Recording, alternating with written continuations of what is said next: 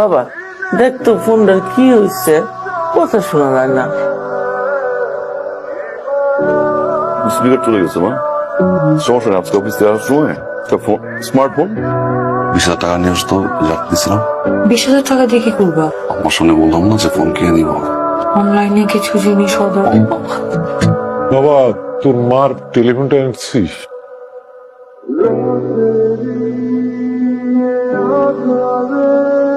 বাবা, টেলিফোন আনার জন্য যে টাকাটা আমার কাছে ছিল ওটা আমি অনলাইনে খরচ করে ফেলছি, সেই জন্য এই মাসে টেলিফোনটা আনতে পারে নাই।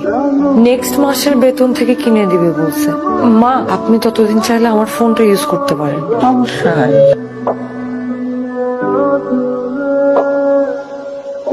আই শুনো, আমার ফোনে 500 টাকা ফ্লেক্সি করে দিও। আচ্ছা ঠিক আছে। সেবা, তোর মায়ের ওষুধ তো শেষ হয়ে গেছে, তুই অফিস থেকে ফেরার সময় নিয়ে আসিস বাপ। ঠিক আছে। ঠিক আছে মানে তুমি ওষুধ আনবা কোথা থেকে? তোমার পকেটে 1 টাকাও আছে? আব্বা, ও তো এই মাসে বেতন পায়নি, ওর পকেটে 1 টাকাও নেই, কোথেকে ওষুধ আনবে বলেন? আসলে এই মাসের বেতন পাইনি।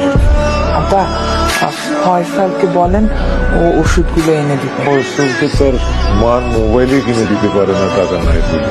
ঠিক আছে দেখি। আজব একটা ভুন্দা লোক, একটা কথা না বললে সংসারে আয় উন্নতি হয়। যাও অফিস যাও। এই ওষুধ গুলো একটু আছে কাকা, কতদিনের দেবো? 15 দিনের দিকেই শুনবো কাজ।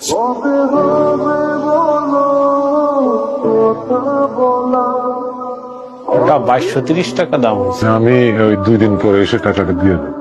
কাকা আমাদের এখানে তো বাকি দেই না। আমি তো এই 4 নম্বর গুলিতেই থাকি, আমি নিজে এসে দিয়ে যাবো, কোনো অসুবিধা নাই। আপনার আমি চিনি কাকা, কিন্তু মালিকের খুব প্রেশার, আমাদের বাকি দেওয়া নিষেধ। দিন করে দিয়ে দেবো, তুমি চিন্তা করো।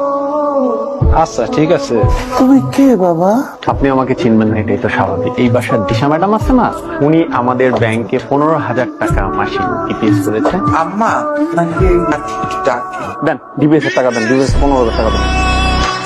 তোমার সাথে আমার একটা কথা ছিল, এইভাবে ভাড়া বাসায় আর কতদিন? আমি ভাবছি আমরা একটা ফ্ল্যাট নিব। না মানে এখন না, টাকা পয়সা জমায় তারপর একটা ফ্ল্যাট।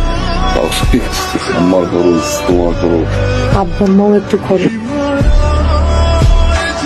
না মানে ফ্ল্যাটটা কিনলে তো আব্বা আম্মাও আমাদের সাথে থাকবে না। বড় ভাইরা ডিপিএস খুলছে 15,000 টাকা। সাথী, আমার শরীরটা খারাপ তো, কটা কাপড় ভিজেছে, একটু ধুয়ে দাও তো।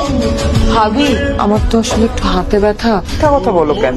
এই তো তুমি মোবাইল টিপতেছিলা, মোবাইল টেপার সময় হাত ব্যথা করে না? না সাথী কি হয়েছে? কি হয়েছে বলো। শোনো, আমি আর 1 মুহূর্ত এই বাড়িতে থাকবো না।